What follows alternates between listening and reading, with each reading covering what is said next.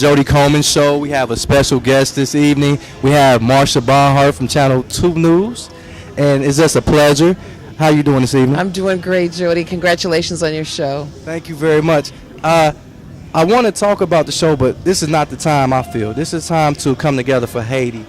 The relief efforts. What is it that we can do to give what is it that we can do to give more back to Haiti if they don't come down here? Is there anything we can do, like maybe a website or something that we can go to? Well, actually, I think what you're doing is really good. I appreciate the efforts of all these people who have just come together at the spur of the moment. I mean, the call was immediate, the response was immediate, and for Michael Perry to have contributed every dollar to the Haiti relief effort, for the Red Cross to have given its approval, I think that is a critical display of how people in this area tend to come together when there is a disaster, no matter where it is, whether it's in Dayton, somewhere else in the United States, or an international situation as it is in Haiti. I think the creation of a website is a very good idea, but I also feel that doing what you are doing now consistently, repetitively, I think you're making major efforts, and greatly appreciate it. I definitely want to say thank you for coming on, giving your time. I also want to ask about the Haiti relief. Like I did some research and I found out that they're the poorest country, and a weekly salary is $580. So we've been needing this relief before the earthquake, but since there is an earthquake and God gets our attention in so many different ways, how much more can we do to help out? Since we're doing a lot, but is it more that we can do? To add to your numbers, the unemployment rate in Haiti is at 75%. And now we think we have it tough in the U.S., where different cities there's 10%, 9%. But imagine only 25% of your population, 25% of those people have jobs. And of the jobs that they have, they are severely underemployed. So when you say that it is the poorest country globally, that is an understatement. Also, Haiti has repetitively throughout history been ignored. For whatever reason, it is just incredible that it is neighboring to the Dominican Republic. A lot of people don't realize that. There's just the border separates the two countries. Haiti, of course, is French-speaking. Dominican Republic is Spanish-speaking, and you would think that they were worlds apart in terms of their culturalism. I think the help to Haiti has been given the spotlight because, unfortunately, of the earthquake. And perhaps, as you indicated, perhaps it is God's way of waking up the rest of the world and making the rest of the world understand the emphasis that needs to be placed on a country such as that one. Sometimes we have to experience, unfortunately, a major tragedy in order to wake people up and help people to understand when our neighbors need help. We are humankind. We are all in this world together. And very shortly, by the year 2015 or the year 2020, the majority of the world will be made up of people of color, not necessarily African people, but people who are non-white. We need to recognize that. We need to learn how to deal with that. We need to learn how to coexist. We need to learn how to really bring ourselves together and to help each other. You know, I'll tell you something my mother used to tell me: no matter how much you think you don't have, there's always someone who has less. And certainly in this case, as we have seen, as the news cameras have brought to us in the last 10 or 14 days, how much less the people of Haiti have. There's so many people now who never really knew anything about Haiti, didn't know anything about how a band of African men, African descent men, won independence from the French. These guys didn't have fancy guns or anything like that. They just had heart, and they had a love for their country, and they knew that they wanted to be independent of a major force like France, and they fought and fought and pushed until they gained that independence.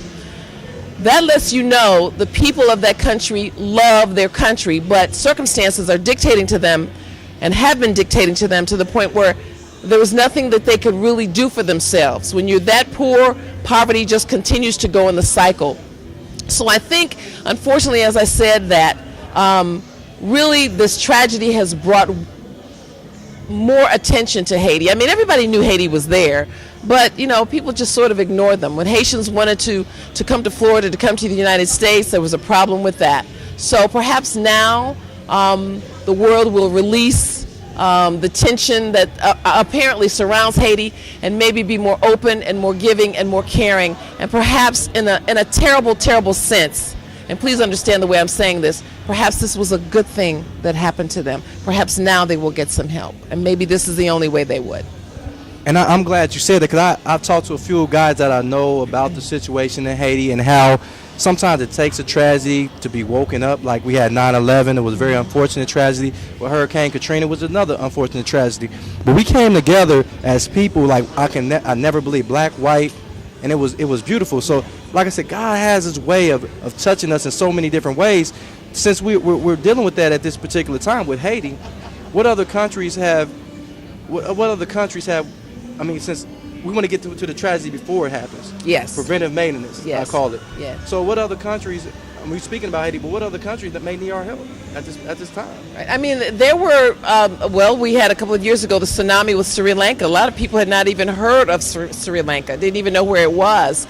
And that brought attention to Sri Lanka, another poor country, another underdeveloped country, or I don't like to say underdeveloped, a developing country, a country that is in the process of developing. But if we look around globally, in the United States, for whatever reason, whatever your politics want to be, has always offered aid to a lot of different countries. But I mean, this is massive help that is needed at this point. And hopefully, again, you have 250,000 people who you have a situation like that. It's just 250,000 people. I mean, that is just. That is the city of Dayton itself, the core city of Dayton. And just imagine all of the people in the core city of Dayton. That's how many people. See, and that's amazing are too. Affected. Is that we have a tragedy over in the United States. We have a homeless rate. We have, and not only do we need to help other countries. I'm loving that we're going to help other countries, but how can we help our own? Right. How can we help our own country? Do you have any thoughts, since we're here, that can we help ourselves as well as help others? It's interesting because even as a little girl, I used to ask my parents that. I would see that issue and I could never understand. Sometimes I think you can look at it as a family, and sometimes you ignore your own family members and you'll help your friends a lot better than you help your family members. I think we can all, be accused of doing that. Absolutely. I think that's just human nature. But I think perhaps with the Obama administration, that perhaps this administration is taking a careful look at the domestic issues as well as the global issues, but you still cannot turn your back on global issues. Yes, we have homelessness, yes, we have poverty, but I would say I would rather be homeless and poor in this country than any other country. Absolutely. We have all sorts of opportunities. And like I said, I continue to do research on Haiti. And I blame myself because I didn't pay any attention to Haiti. But we do a lot of research on Haiti, and we come to find out that other individuals is asking what can we do to help Haiti, but we also need to help ourselves. And I came to the realization that the tragedy, like I said, we're going to take the silver lining out of this tragedy. And hopefully, not only can we help Haiti, but we can also help Dayton, keep it Dayton. We can also help our own community. So I just want to say thank you. It's been a privilege to be sitting on the same set with Marsha Barnhart. I want to thank you for doing the show. I want to thank you for the efforts and how Tommy Owens was able to get him on TV to speak about this. And I just want to thank you so much. You're very welcome. For coming out. It's something we all have to do. We all have to help humankind. Yes, ma'am. And again, we have issues here, but I think those issues can be certainly addressed a lot more quickly than they can in a country like Haiti. Absolutely. So we have the structure here to start to fix some things, but over there was nothing.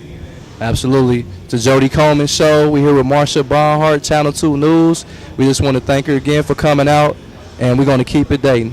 Thank you.